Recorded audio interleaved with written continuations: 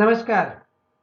Standard 9 mathematics part 1 chapter number 4 ratio and proportion गुणोत्तर व प्रमाण. मागील व्हिडिओमध्ये आपण प्रॅक्टिस सेट 4.2 मधील उदाहरणे आपण सोडवलेली आहेत. आज आपल्याला त्याच्या पुढचा पार्ट पाहायचा आहे, ते म्हणजेच ऑपरेशन्स ऑन इक्वल रेशिओ, समान गुणोत्तरावरील क्रिया. मजेशीर पार्ट आहे. काय तो पाहणार आहे आपण, आणि त्याच्यानंतर त्याचा वापर करून प्रॅक्टिस सेट 4.3 मधील उदाहरणे आपण सोडवणार आहोत. तर ऑपरेशन्स ऑन इक्वल रेशिओ बघा इकडं. पहिलं ऑपरेशन इन्व्हर्टेंडो, त्याला व्यस्त क्रिया असे म्हणतात. त्याला मराठीमध्ये व्यस्त क्रिया म्हणतात. If A is to B is equal to C is to D, then B is to A is equal to D is to C. म्हणजे हे पहिलं रेशिओ आहे आणि हा सेकंड रेशिओ. पहिल्या रेशिओची फर्स्ट टर्म आणि दुसऱ्या रेशिओची फर्स्ट टर्म इथे ए आणि सी आहे. तर ह्या सेकंड टर्म आहेत दोन्ही रेशिओ. इथे काय करायचं, जी फर्स्ट टर्म आहे ती सेकंड टर्मच्या जागेवर न्यायची. इथे मी फर्स्ट आहे ती सेकंड जागेवर न्यायची आणि सेकंडला वरती आणायची. म्हणजे डिनॉमिनेटर जे आहे ते न्यूमरेटरला आणायचे, न्यूमरेटर जे आहे ते डिनॉमिनेटरला. बघा, ए इज टू बी, त्याच्याऐवजी मी काय लिहिलं, बी इज टू ए. याला पण तेच करायचं.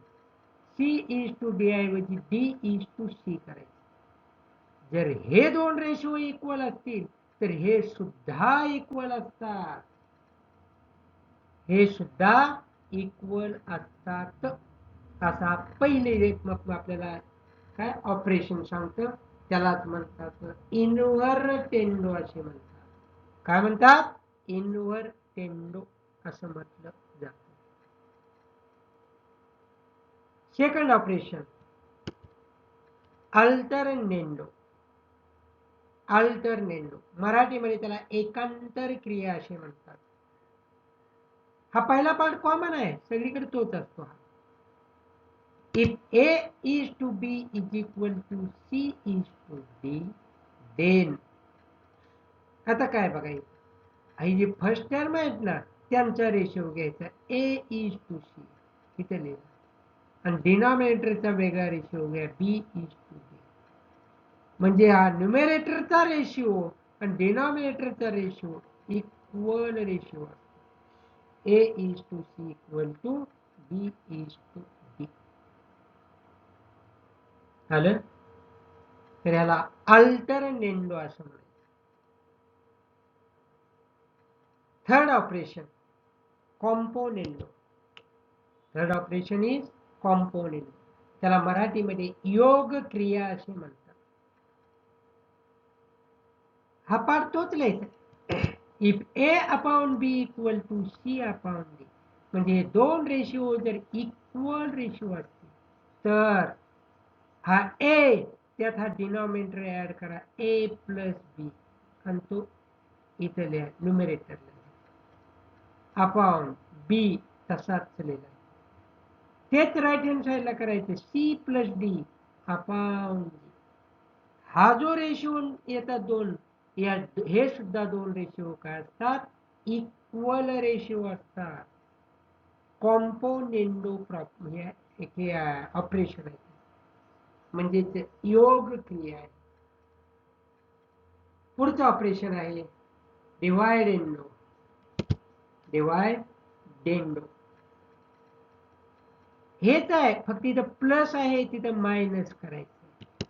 If A is to B equal to C is to D, then ह्या दोघांचं सबस्ट्रॅक्शन करा आणि न्यूमरेटरला ए मायनस बी अपॉन बी तसाच equal to C minus D upon D तसाच.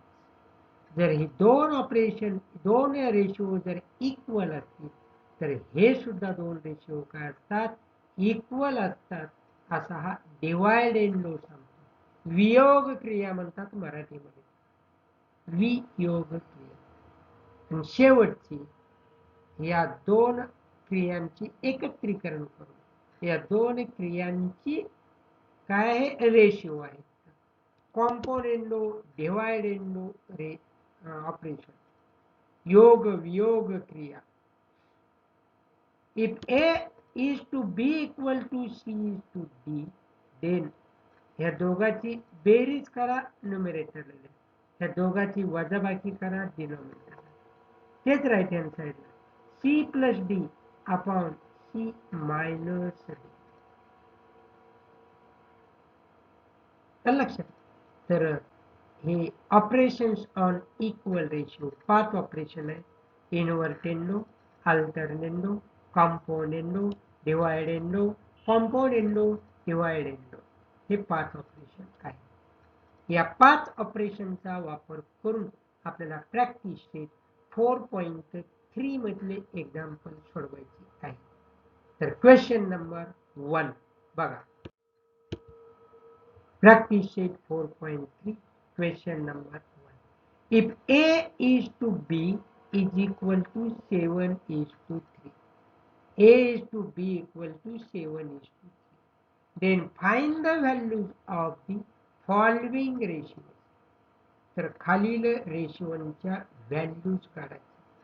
त्यातला पहिलं दिलेलं आहे आपल्याला, काय दिले, 5A plus 3B upon 5A minus 3B याची व्हॅल्यू काढायची. A is to B equal to 7 is to 3 दिले, त्यावरनं याची व्हॅल्यू काढायची. सोल्युशन दिले का आम्हाला, A is to B equal to 7 is to 3 हे दिलेलं आहे.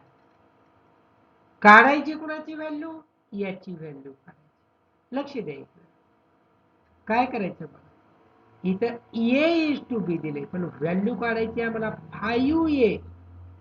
ए आहे का फक्त, इथं 5A, म्हणजे ह्या ए ला 5 ने मल्टिप्लाय करू आपण.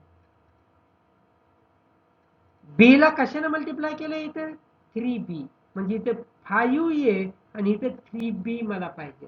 मग काय करू रे, इथं 5 आणि इथं 3, म्हणजे 5 अपॉन 3 न दोन्ही बाजूला आपण मल्टिप्लाय करू. एका साईडला करून जमत नाही, जी काय ऑपरेशन क्रिया करतो ती दोन्ही बाजूवर करायची. याला 5 न मल्टिप्लाय करू, याला डिनॉमिनेटरला 3 न मल्टिप्लाय करू.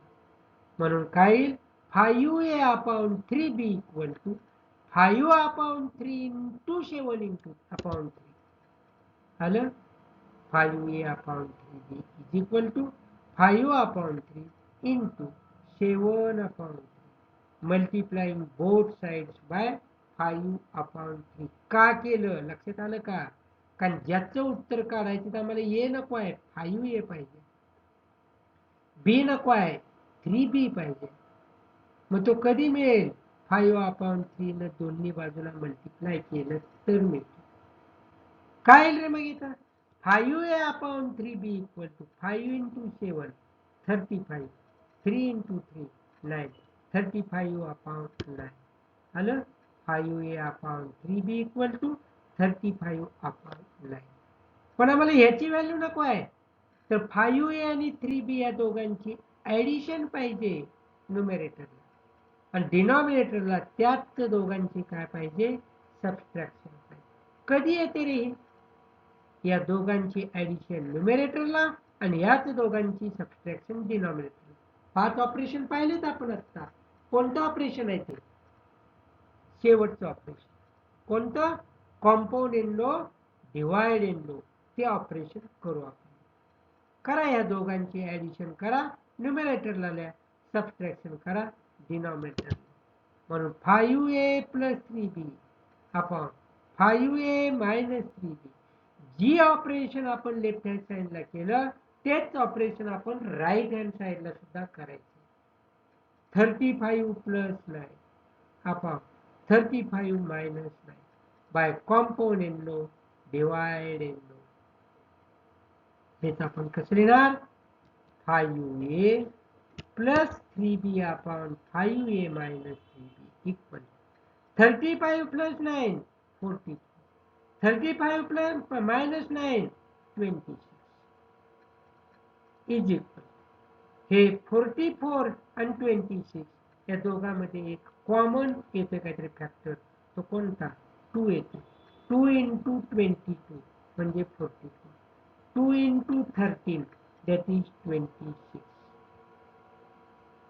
या 2 ला हा 2 काय झाला? कॅन्सल. हा 2 आणि तो 2, हा 2 आणि हा 2 cancel.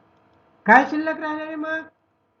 5a plus 3b upon 5a minus 3b is equal to 22 upon 13. समजले का? ह्याच्या पुढे काहीच करू शकत नाही. ह्याचीच व्हॅल्यू आम्हाला विचारली. 5a plus 3b upon 5a minus 3b हेच विचारलं होतं. ते किती आलं? 22 upon 13. सेकंड सब क्वेश्चन होतं. हाच दिले आपल्याला, त्यातला सेकंड विचारला. 2a square plus 3b square upon 2a square minus 3b. Solution दिलेलं आपल्याला a upon b is equal to 7 upon 3. पण आम्हाला a आणि b नको आहे. काय पाहिजे? a स्क्वेअर आणि b स्क्वेअर पाहिजे. म्हणून आपण काय करू? या a च्या ठिकाणी स्क्वेअर करण्याचा प्रयत्न करू b चा. कधी येईल? Squaring both sides. a square upon b square is equal to 49 upon 9. इकडे पण करायचं. 7 चा square 49 and 3 square is 9. Squaring both sides. पण आम्हाला a स्क्वेअर फक्त नको आहे, 2a स्क्वेअर पाहिजे. तो काय करावं लागेल? त्याला 2 न मल्टिप्लाय करा. फक्त b स्क्वेअर नको आहे, 3b स्क्वेअर पाहिजे. म्हणजे डिनॉमिनेटरला 3 न मल्टिप्लाय करा. म्हणजे 2 upon 3 न मल्टिप्लाय करू दोन्ही side.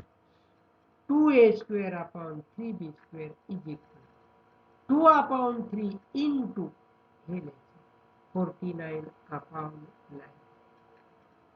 Multiplying both sides by 5 upon 3. काय करणार? करा इथे मग. काय काटछाट होते का? काहीच नाही होत. लिहा मग. 2a square upon 3b square is equal to 49 into 2, 98. 9 into 3, 27. पण आम्हाला 2a square upon 3b square नको आहे.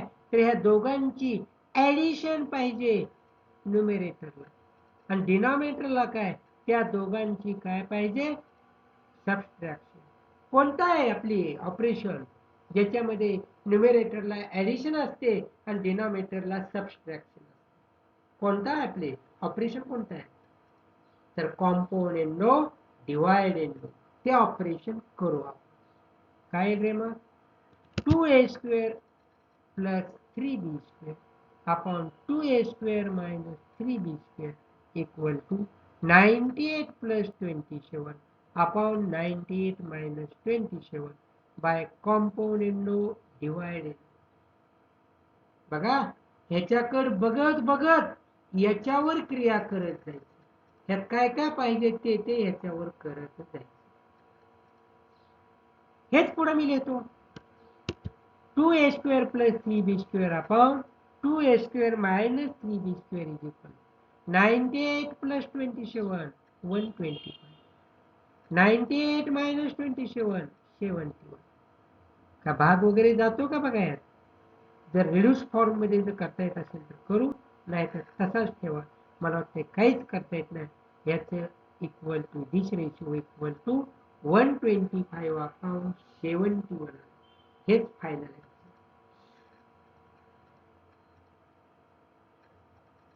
थर्ड सब क्वेश्चन आहे. फर्स्ट मधला थर्ड. हे कॉमन पार्ट आहे.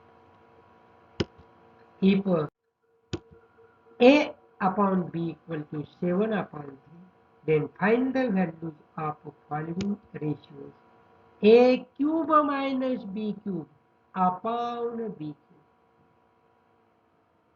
काय करणार? सोल्युशन.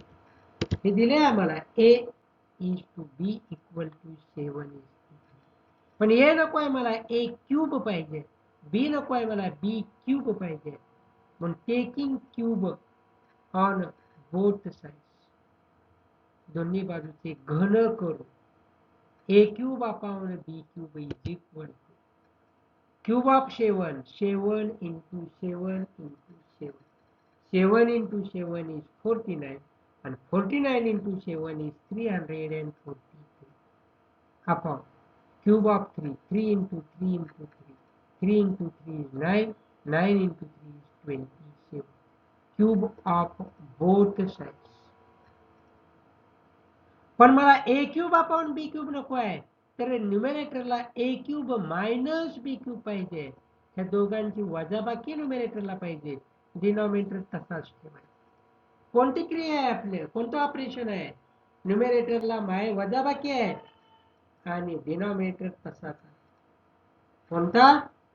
Divide into. कोणता आहे? Divide into. करू आपण. A cube minus B cube upon B cube, हेच राईट हँड साइडला करायचं. 343 मायनस 27 अपॉन 27. कशावरून? By divide into. मग हेच कसं लिहिणार? A cube minus B cube upon B cube is equal to 343 minus 27 316 upon 27. काय रिड्यूस फॉर्म मध्ये करता येतं का? नाही करता येत. तसंच ठेव. मिळाले उत्तर. फोर्थ सब क्वेश्चन यातला, सब क्वेश्चन नंबर 4.